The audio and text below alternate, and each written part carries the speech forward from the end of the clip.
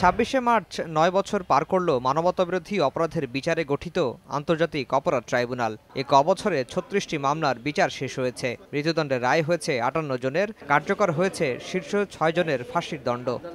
একসময় প্রতিদিনই গণমাধ্যমের শিরোনাম হতো আন্তর্জাতিক অপরাধ ট্রাইব্যুনালের বিচার কার্যক্রম। বিচার প্রার্থী গণমাধ্যম কর্মীরা ভিড় করতেন এই ট্রাইব্যুনালে, কিন্তু এখন রায় ছাড়া কেউই আন্তর্জাতিক অপরাধ ট্রাইব্যুনালের বিচার কার্যক্রম পর্যবেক্ষণে আসেন না। তাহলে কি এই ট্রাইব্যুনালের প্রতি মানুষের আগ্রহ কমে গেছে? আগ্রহ মোটেই কমেনি এবং আগ্রহের জায়গাগুলোতেও কমতি নেই। যদিও ট্রাইব্যুনালের তদন্ত সংস্থা বলছে সামাজিক বিবেচনায় নয়, অপরাধীদের বিচারের আওতায় আনাই তাদের কাজ।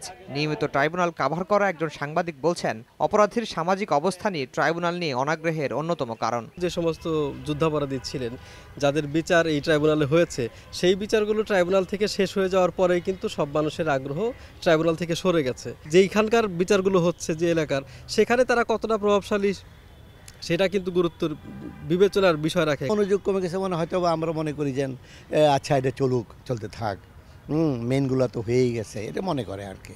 কিন্তু আমাদের আইনে মেইন বলে কোনো কথা নাই। এদিকে মুক্তিযুদ্ধের সময় ৮ জনকে হত্যা ও 1 জনকে ধর্ষণের অপরাধে নেত্রকোনার পলাতক ৫ জনকে মৃত্যুদণ্ড দিয়েছেন ট্রাইব্যুনাল। ৫ জন আসামির বিরুদ্ধে মাননীয় আদালত জাজমেন্ট প্রদান করেছেন।